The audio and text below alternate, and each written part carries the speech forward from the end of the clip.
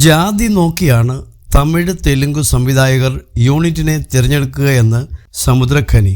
അടുത്തിടെ നൽകിയ ഒരു അഭിമുഖത്തിൽ സമുദ്രഖനി പറഞ്ഞ വാക്കുകൾ ശ്രദ്ധ നേടുകയാണ്. എന്നാൽ മലയാള സിനിമയിൽ ഇങ്ങനെയൊരു ജാതി വേർതിരിവ് താൻ കണ്ടിട്ടില്ല എന്നാണ് സമുദ്രഖനി പറയുന്നത്. തമിഴ് സിനിമയിലും തെലുങ്ക് സിനിമയിലും ജാതി നോക്കി യൂണിറ്റിനെ തിരഞ്ഞെടുക്കുന്ന സംവിധായകരുണ്ട്. എന്നാൽ മലയാള സിനിമയിൽ ഈ വേർതിരിവ് താൻ കണ്ടിട്ടില്ല. ജോലി സ്ഥലത്ത് ഒരുമയാണ് വേണ്ടത്, ജാതിയോ മതമോ അല്ല എന്നാണ് സമുദ്രഖനി പറയുന്നത്. നടൻ്റെ പരാമർശം സോഷ്യൽ മീഡിയയിൽ വലിയ ചർച്ചകൾക്കാണ് വഴിവെച്ചിരിക്കുന്നത്. ഇത്തരത്തിൽ ജാതീയത കാണിക്കുന്ന ചില സംവിധായകരുടെ പേരും സോഷ്യൽ മീഡിയ പരാമർശിക്കുന്നുണ്ട്. അതേസമയം 2003 പുറത്തിറങ്ങിയ ഉന്നൈ ശരണ അടൈന്തേൻ എന്ന ചിത്രത്തിലൂടെയാണ് സമുദ്രഖനി സിനിമയിൽ എത്തുന്നത്.